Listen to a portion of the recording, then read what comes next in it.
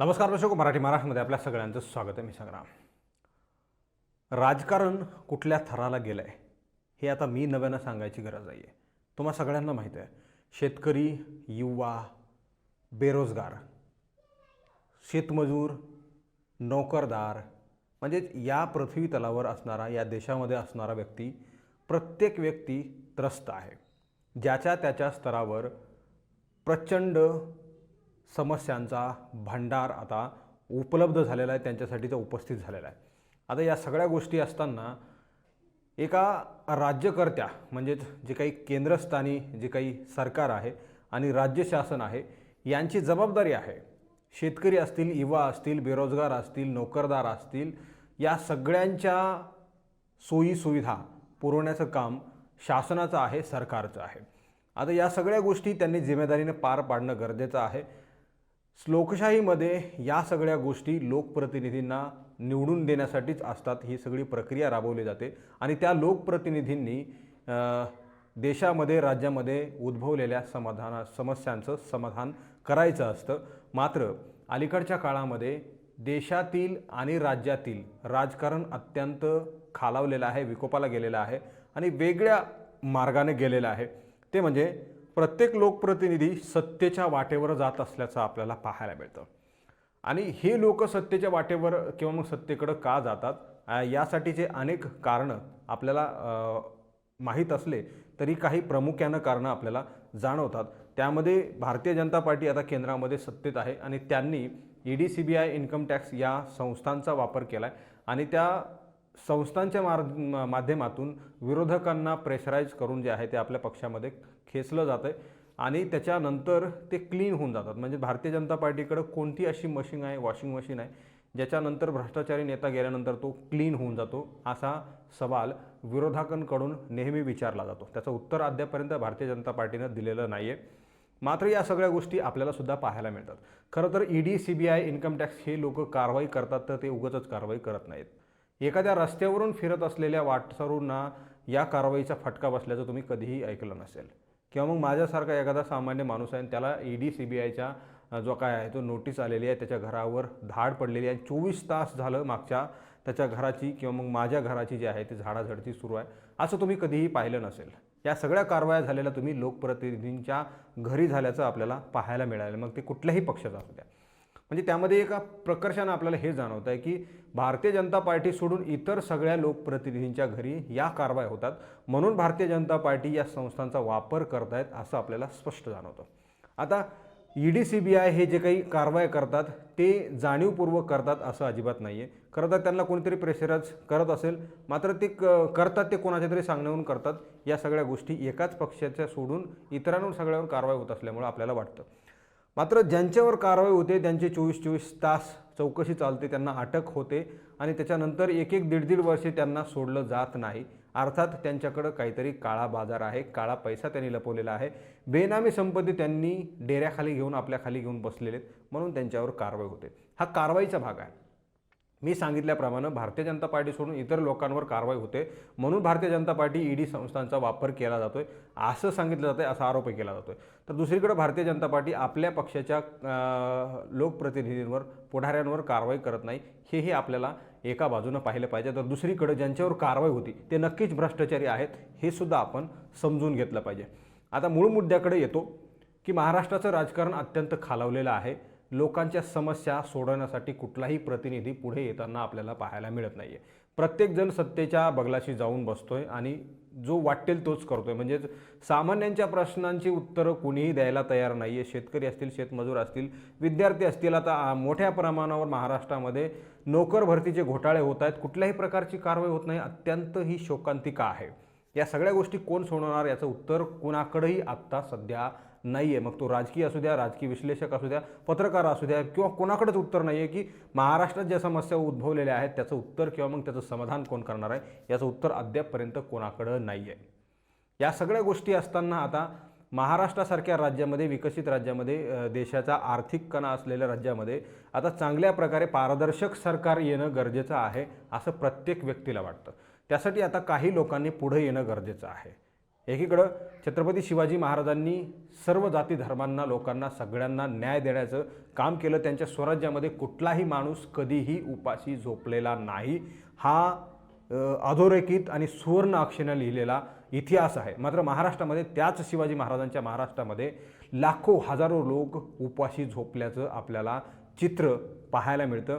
त्यामुळे आता छत्रपती शिवाजी महाराजांचं ते जे काही स्वराज्य होतं, ते स्वराज्य निर्माण करण्याची इच्छा, आकांक्षा आणि तो ध्यास घेऊन आता एक माणूस पुढे आलेला आहे. ते म्हणजे छत्रपती, म्हणजे युवराज छत्रपती संभाजीराजे. आता त्यांनी सगळ्या पक्षाच्या ज्या काही आहेत त्या विंग्स, जे काही पक्ष आहेत त्या सगळ्या सोडलेल्या आहेत आणि स्वराज्य ही संघटना स्थापन केलेली आहे.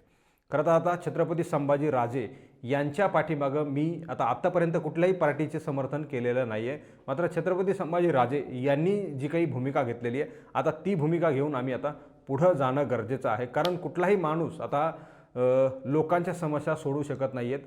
ज्यांचे बापजादे, तुमचे आमचे बापजादे, त्यांनी महाराष्ट्रासह देशाला दिशा देण्याचं काम केलं, तशा प्रकारचं स्वराज्य चालवलं आणि एक देश चालवला. त्या देश चालवणाऱ्या व्यक्तीचा, त्या महापुरुषाच्या विचारांचा वारस, रक्ताचा वारस हा माणूस आता पुढे येतोय. स्वराज्य संघटना छत्रपती संभाजीराजे यांनी स्थापन केलेली आहे. तमाम महाराष्ट्रातल्या युवकांना जोडण्याचं काम आता त्यांनी केलेलं आहे. खरं तर छत्रपती शिवाजी महाराजांचे जे काही विचार होते, ते विचार आता छत्रपती संभाजीराजे पुढे घेऊन जात आहेत आणि त्या स्वराज्य संघटनेशी आपण आता जोडलं पाहिजे असं मला वाटतं. तर दुसरीकडं राजकीय, पॉलिटिकली जे काही अशा संघटना आहेत, काही पक्ष आहेत छोटे मोठे, मग त्यामध्ये बच्चू कडूसुद्धा आहेत. बच्चू कडूंचं जर कालचं सभागृहामधलं तुम्ही भाषण जर ऐकलं तर तुमच्या अंगावर शहारे उभे राहतील, तुमच्या डोक्यावरचे केस उभे राहतील, अशा प्रकारचं त्यांचं स्टेटमेंट होतं. खरं तर आहे, या सगळ्या गोष्टी बच्चू कडू यांनी काही मिनिटांमध्ये बोलून दाखवल्यात. महाराष्ट्रामध्ये काय पाहिजे आहे, महाराष्ट्रातल्या शेतकऱ्यांना काय पाहिजे, महाराष्ट्रातल्या युवकांना काय पाहिजे, महाराष्ट्रातल्या नोकरदारांना काय पाहिजे, महाराष्ट्रातल्या महिलांना काय पाहिजे, महाराष्ट्रातल्या नवतरुणांना, महाराष्ट्रातल्या नव्यानं जन्माने आलेल्या जे काही चिमुकले आहेत, लेकरं आहेत, त्यांना काय पाहिजे, महाराष्ट्रातली शिक्षण संस्कृती, शिक्षण संस्था कशी असले पाहिजे, महाराष्ट्रामध्ये काय काय नव्यानं डेव्हलपमेंट ज्याच्या माध्यमातून महाराष्ट्र घडेल, महाराष्ट्रामध्ये कशा प्रकारे उद्योगधंदे वाढतील, औद्योगिक क्षेत्रामध्ये कशा प्रकारे किमया केली जाऊ शकते, या सगळ्यांचा सारांश काल बच्चू कडू यांनी बोलून दाखवला. आणि आज घडीला महाराष्ट्रामध्ये, ते सध्या सत्तेमध्ये आहेत बच्चू कडू, मात्र त्यांनी निधड्या छातीनं हा सगळा प्रकार जो आहे तो सभागृहामध्ये मांडला आणि या सगळ्या गोष्टी बच्चू कडू यांनी बोलून दाखवलेल्या आहेत. महाराष्ट्राला काय आज गरज आहे, कुठल्याही सत्तेची गरज नाही आहे. महाराष्ट्राला एक साधा लोकप्रतिनिधी हवा आहे, साधा मुख्यमंत्री हवा आहे, साधा उपमुख्यमंत्री हवा आहे आणि महाराष्ट्रामध्ये ज्या ज्या गोष्टी चालल्यात त्या गोष्टी, म्हणजे ज्या गोष्टी अनधिकृतपणे चालल्यात त्या गोष्टी थांबणं गरजेचं आहे. महाराष्ट्राला विकासाच्या दृष्टीनं, विकासाच्या मार्गानं घेऊन जाणं आज गरजेचं असल्याचं बच्चू कडू यांनी सांगितलेलं आहे. खरं तर बच्चू कडू यांची पार्श्वभूमी कुठलीही नाही आहे. ते सामान्य कुटुंबातून येतात, कुठलाही राजकीय वारसा नसलेले व्यक्ती आहेत आणि त्यांना लोकांनी डोक्यावर घेतलेलं आहे. आता लोकांनी डोक्यावर का घेतलं आहे त्याचं कारण थोडक्यात सांगतो. बच्चू कडू यांना कुठल्याही पार्टीच्या जीवावर मतं मागावी लागत नाहीत किंवा मग मतं मिळत नाहीत. बच्चू कडू यांना मतदार मिळवावा लागतो, तयार करावा लागतो आणि ते मतदार बच्चू कडू यांना मतदान करून निवडून देतात. दुसरीकडे जर आपण पाहिलं तर राष्ट्रवादी असेल, शिवसेना असेल, काँग्रेस असेल, भारतीय जनता पार्टी असेल, भारतीय जनता पार्टी वाले अटल बिहारी वाजपेयी किंवा मग त्यांच्या वरिष्ठ नेत्यांच्या नावाने मतं मागतात. भारतीय जनता पार्टी ही वेगळा पक्ष आहे, त्याच्या नावावर मतं मागतात. त्याच्यापेक्षाही वेगळी ओळख जर सांगितलं तर ती हिंदुत्वाच्या नावाने मतं मागतात. जसा वेळ येईल, जसा काळ येईल तसं ते मतं मागतात. मोदींनी सुद्धा मागच्या पुलवामाच्या हल्ल्यावर मतं मागितले.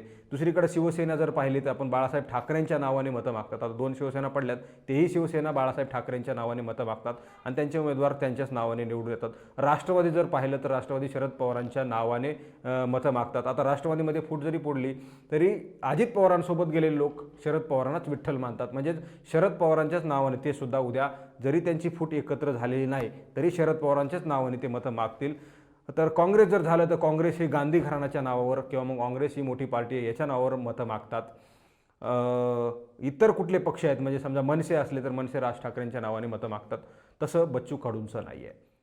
0 ते टॉप, म्हणजे खालचा तळ ते गगनापर्यंत उठण्याचं काम बच्चू कडू यांनी स्वतः निर्माण केलेलं आहे. म्हणजे बच्चू कडू यांच्या प्रहार संघटनेच्या नावाने मतं त्यांना मिळत नाहीत, तर प्रहार संघटनेला बच्चू कडूंच्या नावाने मतं मिळतात. म्हणजे प्रहार संघटना ही बच्चू कडूंची आहे म्हणून त्याला मतदान करायचं आहे, कारण प्रहार संघटना तळागाळात जाऊन लोकांचे प्रश्न जाणून घेऊन त्या लोकांना पुढे आणण्याचं काम करते आणि त्याच्या नावावर म्हणजे बच्चू कडूंच्या नावावर प्रहार संघटनेच्या प्रत्येक उमेदवाराला मतदान मिळतं. जसं की इतर पक्षांच्या लेबरवर नावावर, त्या पक्षाच्या प्रमुखावर, त्या पक्षाच्या ज्येष्ठांच्या नावावर मतं मिळतात, तसं बच्चू कडू यांचं अजिबात नाही आहे. बच्चू कडू यांना मतदार मिळवावा लागतो आहे आणि मतदार कसा मिळतो आहे तर विकासाच्या नावावर मतदान मिळतो आहे. तुमच्या गावात जर 4 टोपले एखाद्या लोकप्रतिनिधीने टाकले तर मतदार ओळख ठेवतील की नाही बुवा या व्यक्तीनं आपल्या गावामध्ये कामं केलीत, एक तरी मतदान आपण त्याला द्यायला हवं. अशा प्रकारचं मतदार जो आहे तो बच्चू कडूंचा आहे. त्यामुळे बच्चू कडूंच्या सारख्या नेत्याचं एक व्हिजन असलेल्या नेत्यासारखं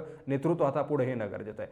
त्याचबरोबर बच्चू कडू आणि दुसरीकडं BRS म्हणजे BRSने आता मोठ्या प्रमाणावर महाराष्ट्रामध्ये आता पाय ठेवण्यास सुरुवात केलेली आहे. जरी यांच्या गदारोळ झाल्यामुळे BRSचं जे काही वातावरण जे आहे तरी कमी झालेलं आपल्याला पाहायला मिळत असलं तरी सगळीकडं BRSच्या लोकांच्या गाड्या महाराष्ट्रातल्या जिल्ह्यात गावागावामध्ये फिरत आहेत. आपण म्हणत असू की मागच्या काळामध्ये जे अजित पवारांनी राष्ट्रवादी फोडली आणि शिवसेनेसोबत भारतीय जनता पार्टीसोबत जाऊन सत्तेमध्ये ते बसले, त्याच्यानंतर BRS संपलेले असं नाही आहे. BRS ही गर्भित राहून म्हणजे तळागाळाशी जाऊन काम करण्याचं काम करते. आता BRS आता खालून घुसून वरती येईल अशी सगळी परिस्थिती महाराष्ट्रामध्ये निर्माण झालेली आहे. BRS, बच्चू कडू आणि छत्रपती संभाजी राजे हे जर एकत्र आले तर महाराष्ट्रामध्ये ना महाविकास आघाडी ना महायुती या सगळ्यांना मागे सारून हे पुढे जाऊ शकतात. याबद्दल कुणालाही शंका नसावी असं मला वाटतं, कारण या सगळ्या लोकांची विचारधारा वेगळी आहे, या सगळ्या लोकांचं म्हणणं वेगळं आहे, यांचं विजन वेगळं आहे. खरं तर छत्रपती संभाजीराजे यांना मी सुरुवातीला सांगितलं की त्यांनी आता तमाम बहुजनांसाठी काम करण्याचा ध्यास जो काही मनोमन बांधलेला आहे, सोबत घेतलेला आहे आणि तो वारसा जो आहे तो आता ते घेऊन पुढे जात आहेत. फक्त आता छत्रपती संभाजीराजे यांना महाराष्ट्रातील जनतेने आता साथ देणं गरजेचं आहे. दुसरीकडे बच्चू कडू यांनी सुद्धा आता मला वाटतं त्यांची प्रहार घेऊन आता छत्रपती संभाजीराजे यांच्यासोबत आलं पाहिजे.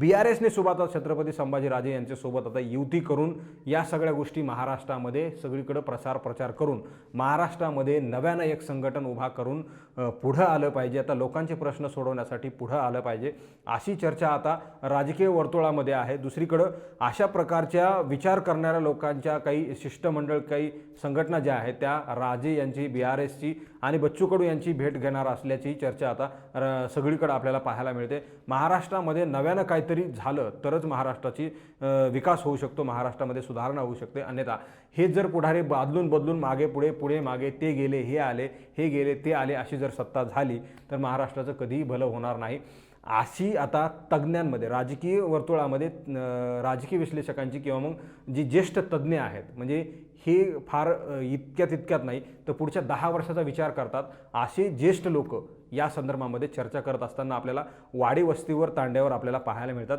त्यामुळे येणाऱ्या काळामध्ये महायुती, महाविकास आघाडी या सगळ्यांना बाजूला ठेवून एक मोठं संघटन, बहुजन विचारधारेचं संघटन, विकास पुढे घेऊन जाणारं एक विजन असणारं संघटन महाराष्ट्रामध्ये नव्यानं उदयास येऊ शकतं, उभं राहू शकतं आणि यशस्वीसुद्धा होऊ शकतं. किंवा सत्तेमध्ये अर्ध्या अधिक वाट्यामध्ये किंवा मग विरोधी बाकावर तरी बसू शकतं.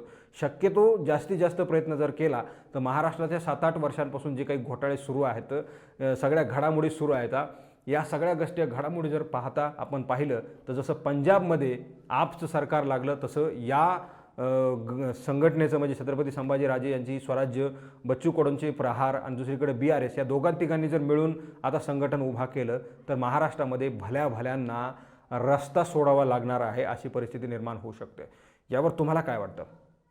तुम्ही कॉमेंट बॉक्समध्ये प्रतिक्रिया द्या. हा व्हिडिओ तुम्हाला आवडला असेल तर जास्तीत जास्त शेअर करा. महाराष्ट्रामध्ये BRS, प्रहार आणि स्वराज्य संघटना हे एकत्र येऊ शकतात का? आलं तर काय होईल? यायला पाहिजेत का अशी चर्चा तर आहे, आम्ही म्हणतो. आणि तसं जर झालं तर अत्यंत योग्य होऊ शकतं. महाराष्ट्रासाठी नवं नेतृत्व मिळू शकतं छत्रपती संभाजीराजे यांच्या रूपाने.